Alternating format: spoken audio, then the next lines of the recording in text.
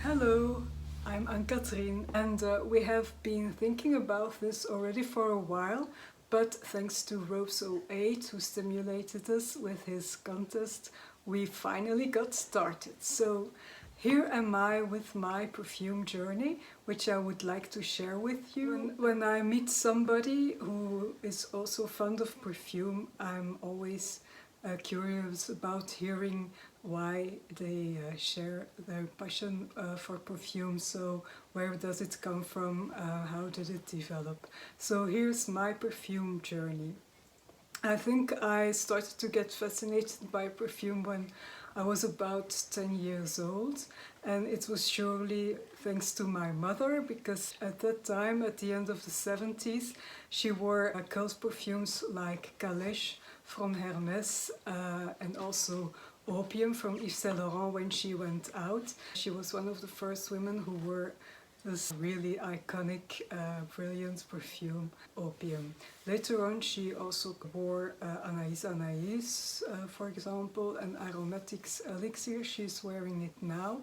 But unlike me, my mother has been loyal to only a few perfumes, and you can see in the background it's not really the case for me. I was about 10 years old when I got fond of perfumes. I was really fascinated by them. My parents had some friends who ran a perfume store in the town where I lived, and every time my mother went to the shop, it was party time for me. I joined her, of course, and then I got samples from the store. At that time, most of the samples were miniatures from the bottles. So I started to collect the miniatures and also other empty bottles, because I wasn't only fascinated by the perfumes themselves, but also by the beauty of the bottles. When I got to know new perfumes in the store, I tried to analyze them and try to figure out what perfume family they were in. Or I was trying to detect some new trends and how the brands influenced each other. And I was also exercising how to recognize the notes used in the perfumes. And I remember when my mother invited a friend, for example, and I recognized a perfume, and I asked the friends, "Are you wearing this or that perfume?" That my mother told me afterwards, "Well, you shouldn't do that because it's a bit rude, so you can think about it and analyze it, but don't ask people what they are wearing, or don't try to guess what they are wearing." But still, well, I went on to compare and to try to figure out the notes, because at that time we didn't have Fragrantica or the internet yet, so we had to look for it on our own. And then a bit later on, I was inspired by my cousins who were collecting advertisements of perfume of all the big brands like Chanel, Yves Saint Laurent, Guy Laroche, Rocha, Lancôme, and I'm so happy that I still kept them with me. Every time I look at them, they bring me back to my teenage period. I will show some of them. Those are really beautiful. They are drawings by René Gruot for Christian Dior. You can see Miss Dior here, an advertisement for Miss Dior, and also for Jules, a perfume which I really loved. I also want to show the advertisements of Opium, which were really great, with models like Jerry Hall, Sophie Dahl.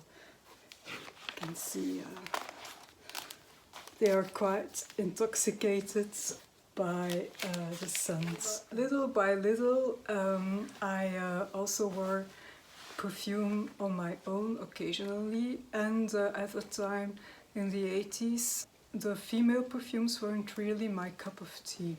So what did I do? I preferred the masculine perfumes, and for my dad's birthday or Christmas or Father's Day, I was always buying male perfume for him.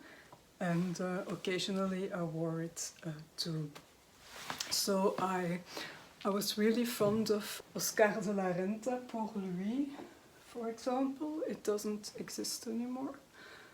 This is, I still have the bottle. Of course, I also had Kouros, so I gave all those perfumes to my father. Xeryus I also liked a lot. Egoiste, and Eau Sauvage, of course. My first boyfriend wore Eau Sauvage as well.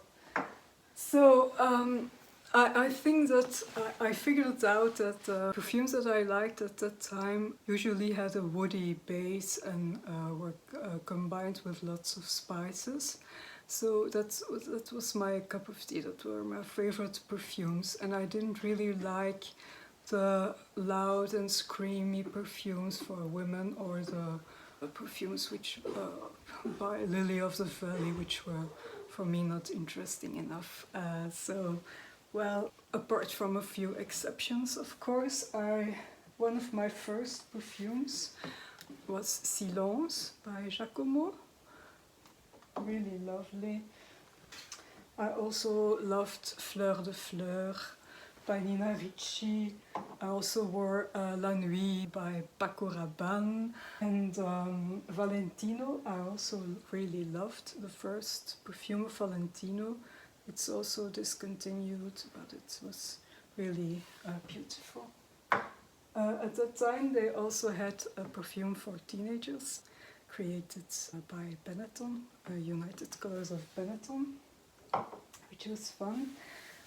So that was my early teenage period, and later on I got fond of the first perfume of Kenzo. At the end of the 80s this was my favorite perfume, and at that time it had a dark color, an ambery color, and if you buy it now it's almost transparent. I think it has lost most of the complexity, but it's still beautiful anyway.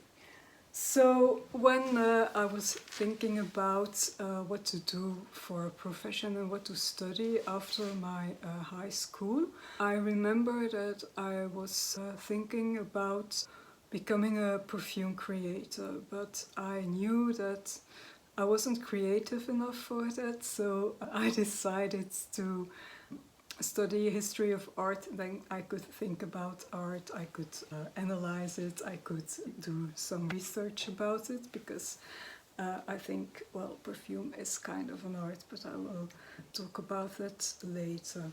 In the time when I was a student, I remember very vividly that I read in a magazine about the launch of a new perfume by Shiseido. It was called Féminité du Bois in '92, and after the course where I was studying in Leuven, I really hurried to a perfume store because I knew this perfume was really for me. It was made for me because I liked the masculine perfumes with a woody base so much that I was hoping for a female version of that, and Féminité du Bois was like it was made for me, it was created for me. This perfume was created by Pierre Bourdon and Christopher Sheldrake, and it was ordered by Serge Lutens, who worked at that time for Shiseido. Serge Lutens is a Frenchman, and he got inspired by the scent of cedarwood when he went to Morocco for the first time. So this perfume is based on cedarwood, and it's made with other notes like fruity notes and lots of spices too, and violets, and it's like the cedarwood is center stage and it's playing around with all those other notes. But I'm going to talk about Féminité du Bois in another review, because I can tell hours about it. It still surprises me after all those years. It has been my holy grail for more than 20 years. And I still kept the bottles from Shiseido, because now it's by Serge Lutens, but at the time when it was available from Shiseido, You had the Eau Timide or the Parfum, for example. You also had a body lotion. Please bring this back to me, it was divine. And when I smell this, it still has the smell it had, so it's so good quality. They also had a very genius idea.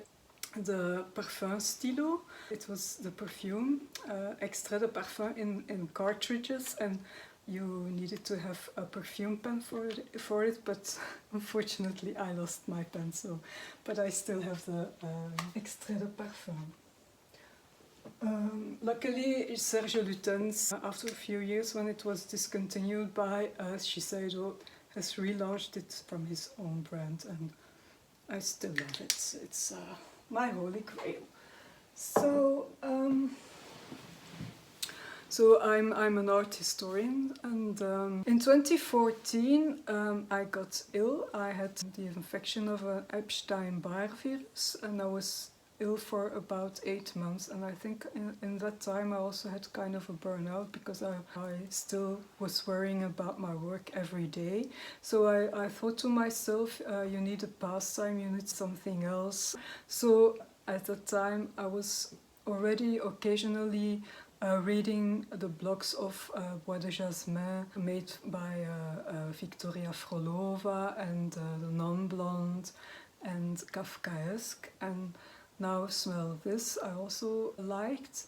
And then I decided to follow all those bloggers on a daily basis, and then my passion exploded. So you can see it in the background that my collection since then has exploded, because until 2014 I think I had about 10 to 12 perfumes, but now there are much more. You can also see that the lowest shelf is nearly collapsing, so it's a wake-up call for me not to buy any more perfumes.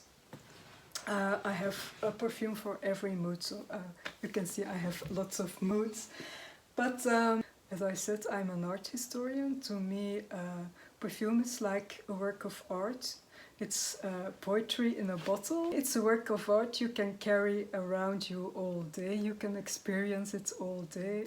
Since 2018, the craft of perfume is considered as intangible heritage, so that's already a big step for appreciation to the artists, the creators, and it's time that perfume is not considered as just hygiene or even seduction. It's not about seduction, it's not about hygiene, it's really experiencing some art. Well, if you describe perfume like bloggers like Victoria Frolova or Kafkaesque too, I found a lot of similarities with describing a work of art.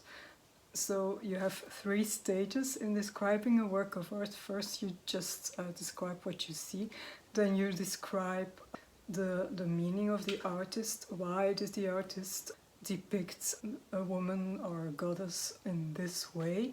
And then in the 3rd stage it's a study of iconology, and then you try to find out why this artist has depicted this work of art in that way. You try to put a link between the work of art and the cultural and historical context. For example, the perfume Tabac Blanc by Caron was made in the period where the first female pilot crossed the ocean, and it's kind of a symbol also of beginning feminism, so you could see it that way.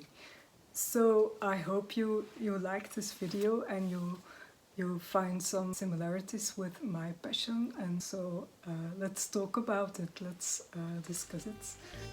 See you next time.